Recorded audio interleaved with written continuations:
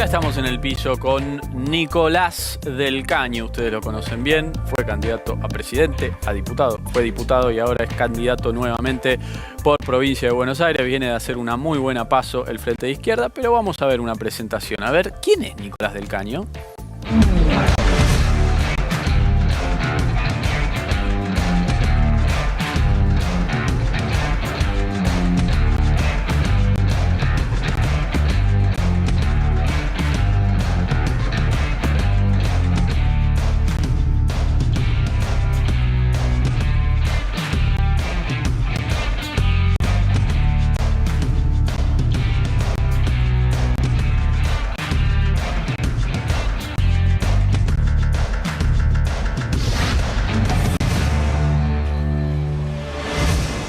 Ahí veíamos un Del Caño juvenil, todavía es joven. ¿Cuánto tenés? ¿40? 41 años. 41 años. ¿Qué te genera ver imágenes más viejas cuando estabas más joven?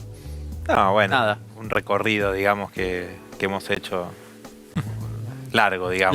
Largo. Militante de toda tu vida vos, ¿no? Siempre dentro de la izquierda, no es que viste la luz en algún momento y dijiste voy para allá, sino que fue un proceso medio... Sí, desde muy joven, a los 14 años que empecé a militar en el colegio, bueno. Sí, siempre en el trotskismo, digamos. En el trotskismo, sí, en la izquierda. Siempre en la familia de la izquierda. Bueno, viene de hacer una gran paso. De alguna forma es la tercera fuerza nacional, claramente. Se habla siempre de la tercera vía, Bueno, en la Argentina la tercera vía es la izquierda, ¿no? Definitivamente.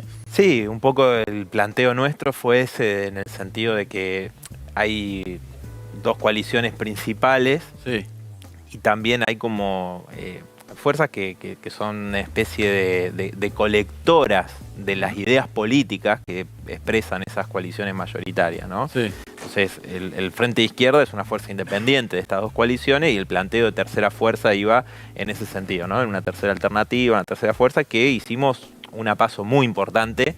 La mejor de que existe el Frente de Izquierda desde el 2013. ¿Les ayudó a unirse o había ya bronca de la gente que los hubiera elegido igual? No, yo creo que la unidad es una construcción importante, ¿no? Y es muy valorada en un montón de sectores de la izquierda, que hayamos construido una unidad durante 10 años.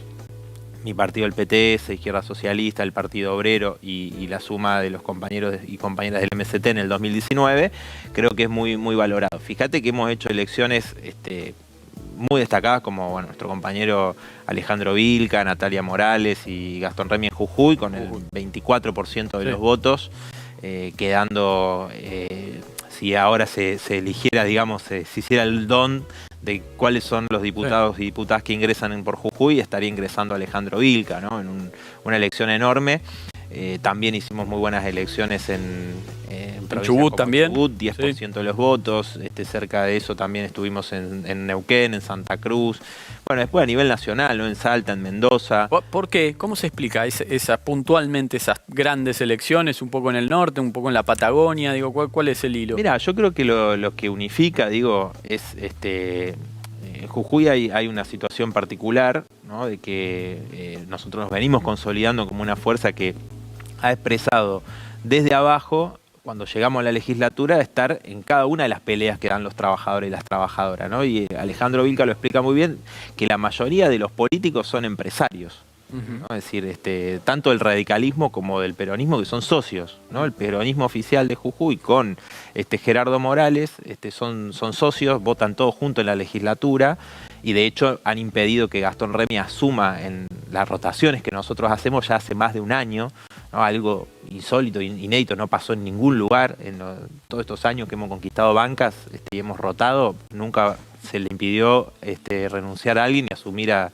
un diputado, pero estar vinculado a las luchas de los trabajadores, las trabajadoras, yo creo que eso, y bueno, esta cuestión de que ser un trabajador de la recolección como Alejandro, que viene de abajo y demás, es un contraste fuerte y muchos sectores populares se sienten identificados y que hay esa convicción y esa consecuencia de estar en las peleas de los trabajadores y las trabajadoras, que yo creo que es a nivel nacional, en Chubut, porque ¿y cuál es la única fuerza que acompañó el gran movimiento en defensa del agua contra la mega minería en Chubut? La izquierda.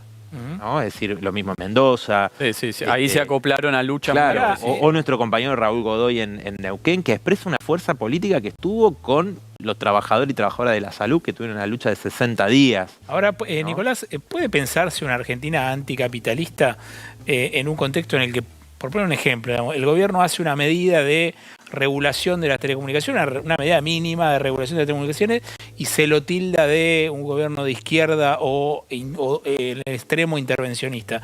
Ustedes plantean ideas que son bastante más importantes que eso, digamos. ¿Vos ves a Argentina en condiciones de ser un país así? Mirá, yo creo que no se trata solamente de Argentina, ¿no? O sea, pero si vamos al fondo de la cuestión, la propia pandemia mostró, por un lado, que son las trabajadoras y los trabajadores los esenciales, es decir, los que mueven el mundo. Y por otra parte, te mostró que por delante de la vida de las personas, de salvar las vidas de las personas, estuvieron los intereses y las ganancias de los grandes laboratorios. Entonces, no se trata, digamos, solamente de Argentina, sino de una necesidad.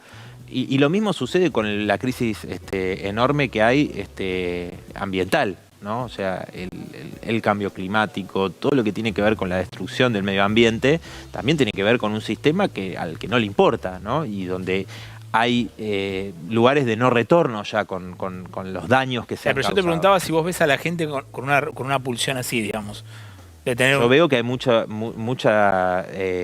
disconformidad con lo que pasa con este sistema, y que en la Argentina en los últimos años, en las últimas décadas, mirá, este ciclo de endeudamiento, mega endeudamiento, que genera una gran dependencia, un atraso del país, la fuga de capitales, la entrega de los recursos naturales a los monopolios extranjeros y nacionales, la propiedad, digamos, de la tierra en pocas manos. Bueno, yo creo que todo eso ha generado esta situación donde vos tenés en el conurbano bonaerense más del 70% de las niños y adolescentes que son pobres. Entonces digo, hay sectores obviamente que dicen hay que salir de esto. Ahora, ¿qué te dicen desde la derecha? La derecha dice reforma laboral. Pero no solamente los Esper o los Milei. Juntos lo dijo Larreta, y ya presentaron un proyecto para eliminar las indemnizaciones. Pero también inclusive sectores del Frente de Todos que bancan, la CGT de hecho ha dejado pasar un montón de convenios como el convenio UOCRA, ¿no? Que quita montones de derechos. Y en realidad eso es retrotraer derechos laborales, y que se ha demostrado que es falso, que si vos quitás derechos vas a generar empleo primero, ¿no? Y después obviamente que es retrotraerse 100 años, ¿no? Es decir, que no haya derecho a vacaciones pagas, que si no te podés enfermar, no te pagan indemnización, se te pueden echar cuando quieren. ¿Se acuerdan que este funcionario del macrismo que dijo que despedir tenía que ser como comer y descomer? Y bueno, toda esa... Bueno, digo, parten de una premisa falsa, es decir, quitando derechos. Ya lo vimos en los 90, ¿no? La hiperdesocupación que generó el menemismo, que terminó, bueno, surgieron a mediados de los 90 en Cutralcó, en Tartagal, movimientos de desocupados, y terminó con el 2001, ¿no? Entonces me parece que ahí es donde ya hay un callejón sin salida, es decir, este sistema no va más. Hay una serie de medidas económicas que está impulsando ahora el gobierno después de la derrota que sufrió en las PASO para que se genere más movimiento de dinero en los bolsillos de los argentinos. Uno tiene que ver con la suba del salario mínimo, otra con poner otro piso en el impuesto a las ganancias. ¿Tienen ustedes una mirada sobre estas medidas que se están impulsando? Mirá, yo creo que son medidas que son parches, en gran parte a partir del resultado electoral. Por ahí uno escuchaba los audios de Vallejo o la propia lo propio que decía Cristina en su carta, y otros referentes del oficialismo, es decir, el ajuste del presupuesto de ajuste del 2021. Nosotros denunciamos, ¿no? Obviamente sin esas palabras que usaba Vallejo, pero denunciamos. Al menos no en público. No. hemos discutido, debatido con el propio ministro Guzmán, diciéndole por qué eliminó el IFE, ¿no? Recién lo escuchaba Casareto diciendo, bueno, algo que no cumplió su objetivo, había que corregirlo. Bueno, el presupuesto supuestamente declamaba que no iba a haber pandemia. Y continúa la pandemia, fue durísima la segunda ola, no se puso el IFE nuevamente, digamos, ¿no? En ese momento que tanto se necesitó, como una medida de emergencia, ¿no? Nosotros estamos planteando, obviamente, una medida de fondo, que es la reducción de la jornada laboral, el reparto de las horas de trabajo sin afectar el salario, que un poco volviendo a esto de la reforma laboral es un planteo que se contrapone a eso, ¿no? Y me parece que estas medidas apuntan un poco a esto, ¿no? Es decir, el resultado electoral se toma medidas, pero me hace acordar un poco se hablaba con Macri de las medidas de alivio, el segundo semestre, ¿no? Pero si vos no vas a la cuestión profunda de que estamos atados al Fondo Monetario Internacional, y ayer se pagaron 2.000 millones de dólares, que equivalen, por ejemplo, a construir 60.000 viviendas en la Argentina y crear decenas de miles de puestos de trabajo vinculados a eso, por dar un equivalente, podríamos decir otros, ¿no? Jubilaciones acorde a la canasta básica del jubilado por millones, digo, podríamos dar otros equivalentes. Ahora, me parece que si no vamos a esa discusión, ¿no? De que no se puede hacer lo que prometió en campaña el Frente de Todos, pagarle al FMI a los especuladores, complacer a los bancos, a los grandes grupos empresarios y al mismo tiempo beneficiar a los jubilados y jubiladas, a trabajadoras, trabajadores, a la juventud. Es inviable, porque justamente se lo llevan todo o gran parte en el pago de la deuda. Entonces me parece que ahí el gobierno hace esta lectura, digamos, momentánea del resultado electoral, y yo creo que el descontento de sectores que no fueron a votar, algunos pueden ser votantes del Frente de Todos, sectores que votaron alternativas como el Frente de Izquierda, o que anularon su voto, votaron en blanco, bueno, puede ser que hayan sido sectores descontentos con el gobierno. Claro. ¿No? Nicolás, hay otra fuerza que hizo una buena elección, que es la de los libertarios, puntualmente en la ciudad de Buenos Aires, ¿no? Con la cabeza de Milei, de Javier Milei, este economista tan excéntrico. ¿Cómo analizás ese fenómeno? ¿Lo ves peligroso? ¿Es simplemente una moda? ¿Qué pensás? No, obviamente digo que es un fenómeno que en principio creo que tiene que ver con sectores que votaban al macrismo, que se radicalizaron lo que Macri, lo he escuchado en varios programas en los últimos meses decir que las movilizaciones del 2017 en diciembre contra la reforma previsional no lo dejaron hacer todo lo que él quería hacer, que era llamado reformismo permanente, reforma laboral, previsional aumentando la edad jubilatoria, que no lo pudo hacer, bueno, y muchas otras. Me parece que un poco Milei agarra ese discurso de decir, bueno, nosotros vamos a llevar a fondo esto, ¿no? Ir en contra de los derechos de los trabajadores, pero al mismo tiempo habla de que le va a pegar una patada a los políticos, bueno, trata, digamos, de concitar la atención en relación a la bronca que hay, genuina, de mucha gente con los políticos tradicionales, ¿no? Que nos trajeron a esta situación, pero dando una falsa alternativa totalmente, ¿no? Entonces yo creo que su núcleo duro puede tener una coincidencia con esas ideas liberales. Ahora, ese sector también se está agarrando del tema, bueno, también hicimos una buena elección en barrios de emergencia o en sectores muy populares. Sí. ¿Cómo se explica eso? Bueno, yo creo que también, el macrismo tenía base electoral en esos sectores, ¿no? Sí, pero tenía dentro de todo un trabajo territorial. Milei no tiene nada, digamos. Bueno, yo creo que tiene que ver con eso, con que hay gente que ha expresado un rechazo a los políticos tradicionales, pero yo creo que no hay una confluencia con esa idea, digamos, ¿no? De la mayoría, por lo menos, decir, bueno, si flexibilizamos más a los trabajadores. Por eso te preguntaba, digamos. Quitamos derechos, eso va a ser beneficioso para.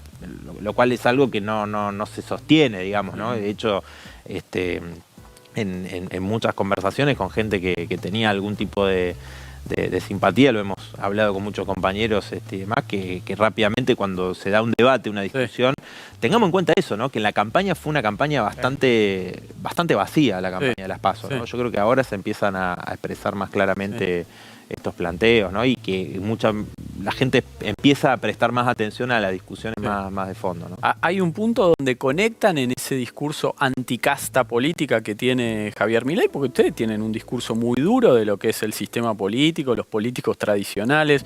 ¿Hay un punto donde esas paralelas en el infinito se tocan? No, yo creo que no, porque, a ver, lo que plantean es justamente un discurso antipolítica, que lo que hace es decir, bueno, queremos un Estado mínimo, pero tiene gente que reivindica Videla, es decir, todo lo que sea represión, ahí el Estado... sí, no, en eso todo, no, digamos, claramente, ¿no? Es decir, ese es un discurso que plantean y en última instancia ellos lo que quieren es que la política, digamos, la hagan directamente los representantes, ¿no? Que no sean los representantes, digamos, la casta política es la que está, digamos, en el mostrador, pero ¿quiénes están detrás? Los dueños del país. Ellos quieren una casta política mucho más adicta o directa a los dueños del poder, ¿no? Mucho más directa. Parecido, digamos, al macrismo, que era atendido por sus propios dueños, ¿no? El país atendido por sus propios dueños. Yo creo que ellos ocultan, cuando hablan de esto de la casta, ocultan a los dueños del país, ¿no? A los que esta casta responde y que justamente son los responsables de esta situación, ¿no? La clase social dominante, la clase capitalista y demás, y esa es la operación que hacen, ¿no? Nosotros obviamente apuntamos a que surja una política desde la clase trabajadora contra los dueños del país y sus personeros políticos. Está claro. Nicolás del Caño, muchísimas gracias. Gracias. No, por favor, gracias a ustedes. Paso del Caño, candidato a diputado por la provincia de Buenos Aires, del Frente